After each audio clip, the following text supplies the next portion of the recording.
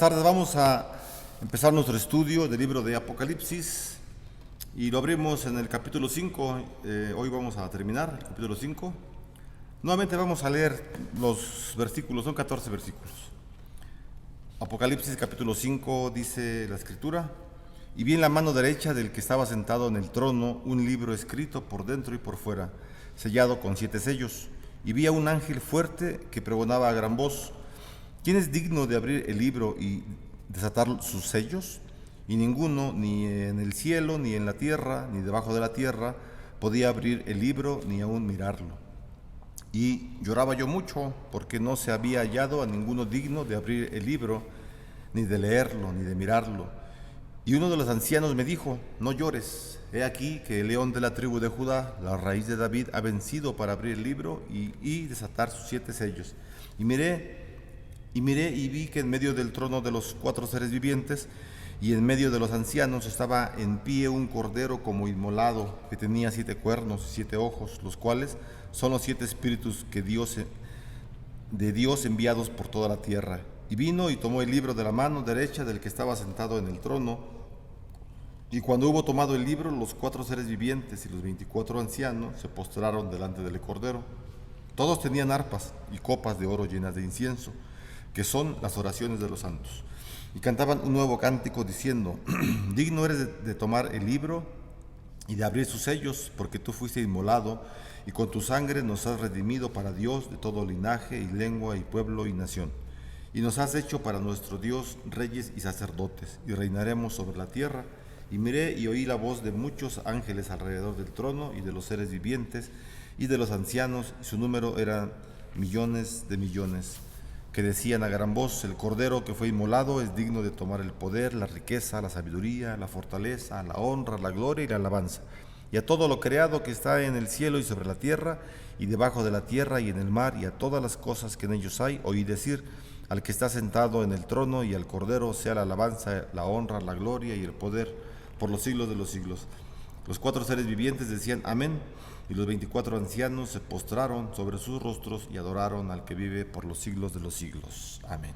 Señor, te damos gracias y te pedimos que tú bendigas tu palabra a nuestra vida, que tu Espíritu Santo siempre nos permita ver, Señor, lo que quieres para nosotros. En el nombre de Jesús te lo pedimos y te damos gracias. Amén. Bueno, estamos ya por terminar, nos quedamos hace 8 días en el versículo 9, y en el versículo 9 estábamos mirando, ¿verdad?, que el Cordero es digno el Cordero de abrir el libro por 3 razones, y las 3 razones fue porque fue inmolado, el Señor fue inmolado, compró a un pueblo para Dios y les hizo un reino de sacerdotes. Por esas 3 razones, ¿verdad? Bueno, y por más claro, ¿verdad?, es que el Cordero es digno. El Cordero es digno también porque fue inmolado. Su muerte fue el medio por el que compró al pueblo de Dios. Y bueno, esta interpretación es la misma que dan los escritores del Nuevo Testamento: Pablo, el apóstol Pedro, Santiago, quien escribe Hebreos, todos los escritores del Nuevo Testamento, incluso el Señor Jesús, que no escribió, pero habló mucho y está registrado lo que él habló, también da testimonio de este evento, ¿verdad? Que Dios es el que compró a un pueblo entero a través del sacrificio de un hombre, Jesucristo. Entonces, aquellos a quienes el Cordero ha comprado son de toda tribu, lengua, nación, y esto hace a la Iglesia universal o católica, ¿verdad?, que son palabras sinónimas.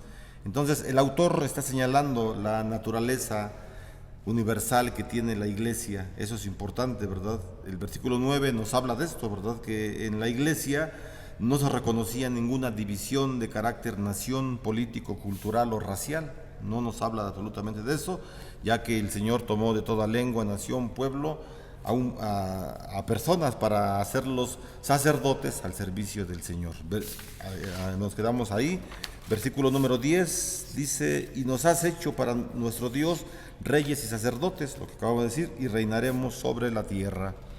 Entonces, lo que se les prometió a los israelitas, ¿verdad?, en el monte Sinaí, cuando recibieron las tablas, cuando recibieron los 10 mandamientos, haya su cumplimiento cuando la iglesia se establece por medio de la muerte de Jesús. Ahí usted puede buscar Éxodo capítulo 19, versículo 6. Ahí encontramos, ¿verdad? Que, vamos a leerlo. Éxodo 19, versículo 6. Dice el versículo 6. Entonces, perdón, Éxodo. Estoy en Génesis. Es que por eso no quiero leer luego, porque me siento que me corto la inspiración. Dice el Éxodo 19:6: y vosotros me seréis un reino de sacerdotes y gente santa. Estas son palabras que dirás a los hijos de Israel. Son palabras del Señor que le dijo a Moisés, ¿verdad? En el monte Sinaí. El Señor le entrega las tablas y le dice: ahora diles al pueblo que los voy a hacer un pueblo de sacerdotes al servicio de él mismo, del Señor. Y bueno, estas palabras que se registraron en el libro de Éxodo capítulo 19 tienen su cumplimiento, esto es importante, hasta la venida de Jesús, cuando Jesús establece su iglesia, cuando Él, a través de los 3 años y medio que está en la tierra y hace su ministerio, Él establece su iglesia con los apóstoles, con toda la gente que le siguió, y hasta allí entonces, ¿verdad?, es que tiene el cumplimiento. En la primera carta del apóstol Pedro, entonces, léala, si ya sabe se muere el texto, dice en el capítulo 2, versículo 9, ¿verdad?, que mas vosotros sois un pueblo escogido, real sacerdocio, nación santa, pueblo adquirido por Dios, para que digan, ¿verdad?, las maravillas del Señor, que los sacó de las tinieblas a la luz admirable. Entonces, Éxodo capítulo 19, versículo 6, Apocalipsis capítulo 5, versículo 10, primera carta de Pedro capítulo 2, versículo 9, tienen mucha relación. Y más versículos. A través de esos versículos nosotros hacemos, no nosotros, sino ya está hecha la doctrina en la Biblia, y tomamos esa enseñanza o vemos la doctrina que habla exactamente de un pueblo, de una nación que fue adquirida, ¿verdad? Dice Pedro más adelante: ustedes que antes no eran pueblo, ahora son pueblo. Sí, es verdad, nosotros como mexicanos no éramos pueblo, aunque haya nacido en cuna cristiana y su familia tenga 20 generaciones atrás o 30 generaciones, son mexicanos, y todos los de Guatemala, los de Honduras, los de Holanda, los de Francia, los de África, nadie era iglesia, solamente Israel, todos éramos gentiles. Con el ministerio de Jesús, con el sacrificio de Jesús, entonces se establece, ¿verdad?, esta nación que ya fue proclamada desde Éxodo, tiene el cumplimiento, ya lo dijimos, tiene el cumplimiento con la venida de Jesús, y ahora sí, nosotros somos pueblo de Dios, todos los que creemos en Jesús, los que tenemos fe en Jesucristo, independientemente de nuestra nacionalidad, de donde vengamos.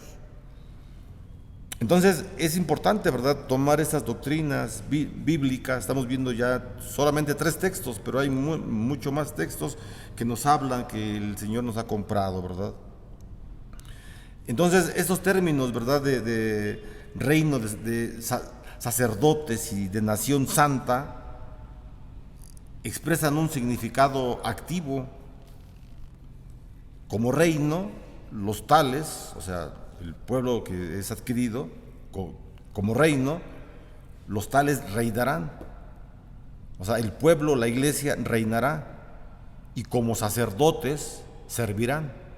Entonces el pueblo de Dios, la iglesia, es llamada para reinar. ¿En qué sentido reinar? Los reyes del Antiguo Testamento eran considerados como ancianos, ¿verdad? Lo que ahora les damos nosotros, principalmente la presbiteriana, sé que también otras iglesias, pero la presbiteriana, les damos el título de ancianos, gobernantes o ancianos de iglesia, ¿verdad?, a ciertos hermanos que tienen estas aptitudes, que la iglesia, sobre todo la iglesia, los ha elegido para que estén en ese ministerio. Y entonces los ancianos gobernantes tienen, o su función es parecida a lo de los reyes en el Antiguo Testamento, de reinar. Entonces, un rey del Antiguo Testamento reinaba en el sentido de cuidar al pueblo de Dios. El rey se interesaba de cuidar al pueblo en todos los aspectos. no solamente en el sentido espiritual, no solamente en que el rey era encargado de que la iglesia conociera del Señor, sino también el rey tenía que cuidarlos del enemigo, tenía que cuidarlos de las tempestades naturales, si habían terremotos, lluvias, etcétera, si había sequías, no había hambre, no había qué comer, perdón, había hambre. De todo esto el rey tenía que cuidarlos.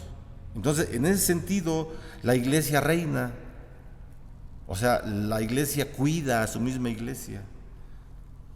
Y es una lástima cuando se tiene otro concepto completamente distinto, ¿verdad? Del gobernante, que es aquel tirano que hace lo que quiere y que no le importa a la iglesia, todo. No, el que reina cuida al Señor, cuida a la iglesia del Señor. Entonces, por estamos diciendo, ¿verdad? Que los términos reino y sacerdotes, o sí, o sea, reyes y sacerdotes o el reino del Señor, lo que está expresando estos términos son expresiones activas, continuas, ¿verdad? Porque la iglesia debe seguir siempre reinando, debe seguir siempre cuidando a su misma iglesia y sirviéndoles, reinando y sirviendo. Para eso el Señor fue que nos llamó. O sea, sí, Pedro lo escribe bien bonito, ¿verdad? En la carta.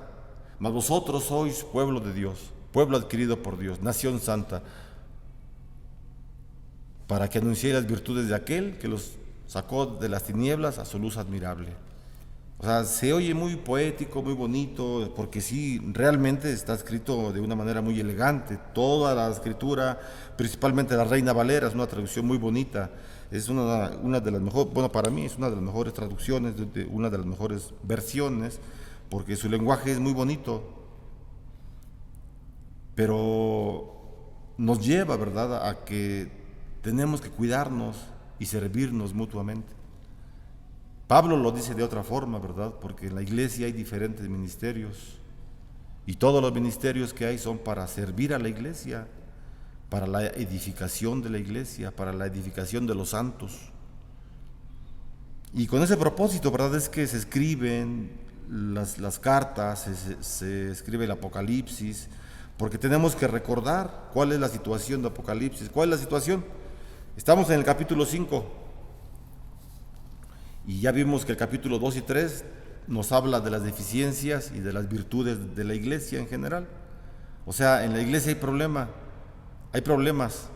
Y lo que continúa en el capítulo 6 son los juicios de Dios, que Dios trae para el mundo en general. Entonces, hay problemas en la iglesia, luego vienen juicios. Y la iglesia, entonces, si no tiene la confianza que en el centro del universo hay un trono celestial y donde haya una adoración al Cordero y al Señor, si no tenemos eso como visión, entonces nos va a ganar la angustia, la preocupación, y no vamos a poder soportar lo que vamos a ver en el capítulo 6 en adelante, hasta el capítulo 16, que es el libro del destino que se abre, ¿verdad? Y nos deja ver toda la muerte, pestilencia, hambre, problemas, etcétera, etcétera, etcétera.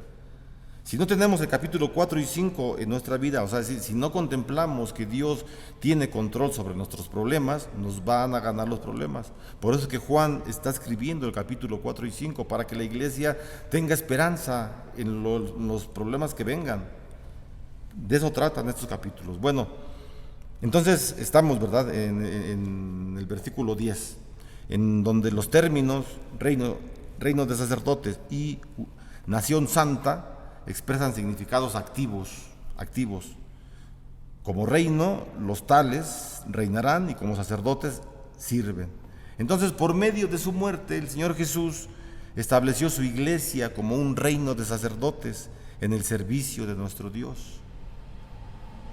La promesa es que la iglesia ha de compartir el reinado escatológico. Cuando hablamos de escatología, es muy fácil. La palabra escatología está dividida en dos palabras, ¿verdad?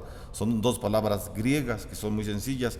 Escatos, que quiere decir los últimos tiempos o lo último, y logos, que es el tratado o el estudio. Entonces la escatología es el tratado sobre los últimos tiempos del ser humano. Es decir, cuando venga Jesús por segunda vez, Él va a reinar y la iglesia va a reinar también por la eternidad. Entonces los textos que estamos leyendo aluden a esto, ¿verdad? A la segunda venida de Jesús. Vuelvo hasta decirlo, la promesa es que la iglesia, todos nosotros, ha de compartir el reinado escatológico de Cristo y todo lo que este reinado implicará. Versículo 11 y 12. Dice versículo 11 y 12: y miré y oí la voz de muchos ángeles alrededor del trono y de los seres vivientes y de los ancianos, y su número eran millones de millones, que decían a gran voz: el Cordero que fue inmolado es digno de tomar el poder, la riqueza, la sabiduría, la fortaleza, la honra y la gloria y la alabanza. Bueno, hasta el 13. Y a todo lo creado que está en el cielo y sobre la tierra y debajo de la tierra y en el mar, y a todas las cosas que en ellos hay, oí decir: al que está sentado en el trono y al Cordero sea la alabanza, la honra, la gloria y el poder por los siglos de los siglos. Ese texto que acabamos de leer, del 11 al 13, nos puede recordar o nos recuerda a los primeros versículos también de la oración de despedida del rey David en el libro de Crónicas. Vamos a buscarlo. Busque por favor el libro de Crónicas. Vámonos hasta el Antiguo Testamento. Josué, Reyes, Crónicas, están por ahí.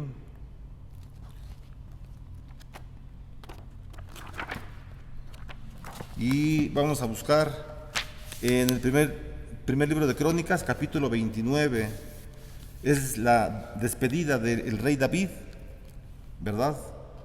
O sea, ya va a morir el rey David, y antes de que muera y antes de que lo suceda otro en el trono, que va a ser su hijo Salomón, el rey David hace una oración larga, ¿verdad? Bueno, ahí usted puede buscar ahí, primero de Crónicas capítulo 29, y vamos a leer únicamente los versículos 10 al 13. Dice 10 al 13: asimismo se alegró mucho el rey David y bendijo a Jehová delante de toda la congregación, y dijo David: bendito seas tú, oh Jehová, Dios de Israel, nuestro Padre, desde el siglo y hasta el siglo. Tuya es, oh Jehová, la magnificencia y el poder, la gloria y la victoria y el honor, porque todas las cosas que están en los cielos y en la tierra son tuyas. Tuyo, oh Jehová, es el reino, y tú eres excelso sobre todos. Y son palabras que también dice, ¿verdad?, el apóstol Juan, principalmente el versículo número 11, ¿verdad? Bueno, entonces, como hemos dicho, Juan se remite mucho al Antiguo Testamento, y aquí vemos un texto que también nos remite, ¿verdad?, a un texto de Crónicas, a una oración del rey David, que también Juan toma algunas palabras quizá prestadas del rey David, inspirado obviamente por el Espíritu Santo, para dejarlas plasmadas en Apocalipsis. Así que la adoración del Cordero se extiende a los numerosos ángeles, quienes elevan sus cantos en una gran doxología de alabanza. Estamos viendo el versículo 11 y 12. Su número, dice la Escritura, versículo 11 dice: y miré y oí la voz de muchos alrededor del trono y de los seres vivientes y de los ancianos, y su número eran millones de millones. Así que su número, millones de millones, alude a una multitud incontable, ¿verdad? O sea, no es que se tenga un número exacto de los ángeles, que seguro lo hay, ¿no? Pero aquí en el libro no nos está diciendo esto, sino solamente nos está dando a entender, ¿verdad?, que es una gran multitud incontable. Y también ese texto nos remite a otro texto del Antiguo Testamento. Usted lo puede buscar, el libro de Daniel, capítulo 7, versículo 10, que dice también algo parecido, ¿verdad?, acerca del número de ángeles. Ahí en el libro de Daniel, capítulo 7, se habla de los miles de millares que estaban delante de un anciano de días para servirle, que es el Señor, ¿verdad? Entonces, son libros que se relacionan unos con otros, hermanos. No son libros independientes. La Escritura es una unidad de pensamiento, y eso es muy necesario que nosotros lo contemplemos, porque eso nos lleva a saber y a estar seguros que toda la Escritura la escribió el Señor, ¿verdad? Como lo dice el apóstol Pablo, toda la escritura es inspirada por Dios y nos es útil para corregir, para convencer, para redarguir, para aprender, etcétera, y para santificarnos, claro. Versículo 13 del libro de Apocalipsis, estamos viendo, dice: y a todo lo creado que está en el cielo y sobre la tierra y debajo de la tierra y en el mar, y a todas las cosas que en ellos hay, oí decir: al que está sentado en el trono y al Cordero sea la alabanza, la honra, la gloria y el poder por los siglos de los siglos. Este es el punto culminante de la adoración en el cielo. Recordemos que capítulo 4 y 5 es una adoración en el centro del universo, donde está la Trinidad presentada. Está el Padre, está el Cordero y está el Espíritu Santo. Entonces, este es el punto culminante, ¿verdad?, de la adoración en el cielo, en donde toda la creación da alabanza, honor, gloria y poder a Dios y al Cordero. Es la adoración de todo el mundo creado, hermano. La universalidad de la gran obra redentora de Cristo demanda una respuesta universal.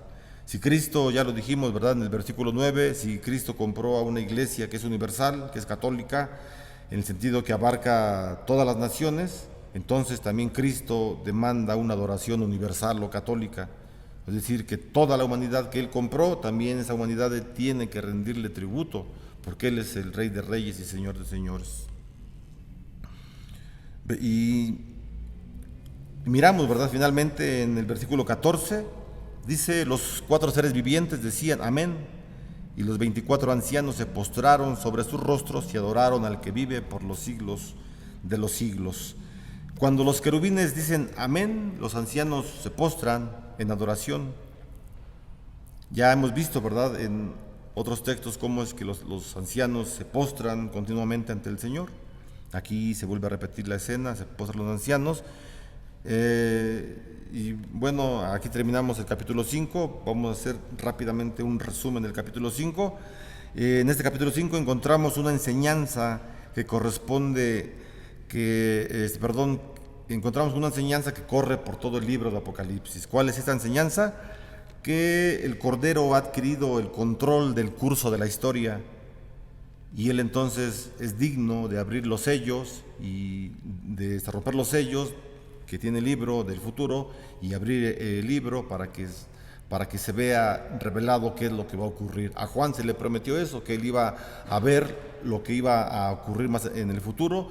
Ahora entonces el Cordero va a abrir este libro del futuro para que no solo Juan, sino toda la humanidad contemple qué es lo que va a ocurrir y que todo está bajo el control del Señor. Bueno, encontramos eso en el capítulo 5. Solamente el Cordero es digno de romper los sellos para abrir el libro del destino. Todo el universo creado alaba al Cordero. Es un resumen del capítulo 5. Su triunfo ha transformado a hombres y mujeres. El triunfo de Cristo, que es la cruz. El triunfo ha transformado a hombres y mujeres en sacerdotes que sirven a Dios.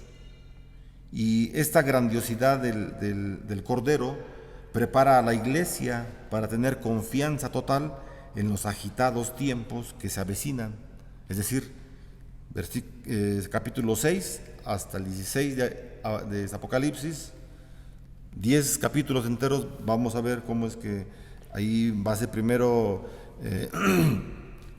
la apertura de los sellos, luego el toque de las trompetas, y luego también las 7 copas, que son sinónimos que hablan de los juicios de Dios que Dios va a emitir para la tierra, pero hay esperanza por parte de la iglesia porque confían en el Cordero que está en el centro del universo. Bueno, eso hablan los capítulos 6 al 16.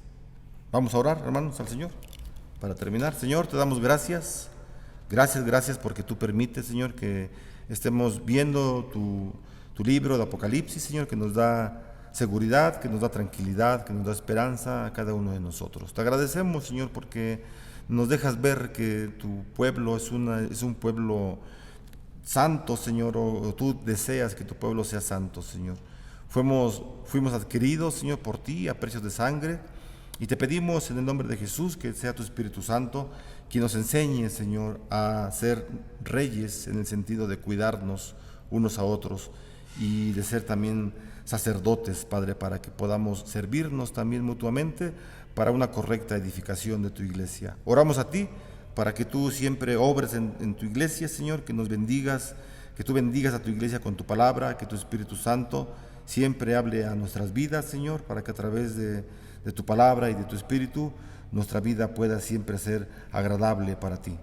Te damos las gracias porque nos permites este estudio de Apocalipsis en el capítulo 5 y te rogamos en el nombre de Jesucristo que todo lo que hayamos leído, Señor, lo que hayamos aprendido, que sea de bendición para nuestras vidas. En el nombre de Jesús te lo pedimos y te damos gracias. Amén. Hermano, reciba la bendición del Señor, que la gracia del Señor Jesucristo, el amor de Dios y la comunión con su Espíritu Santo sean hoy y siempre con cada uno de ustedes y sus familias. Amén.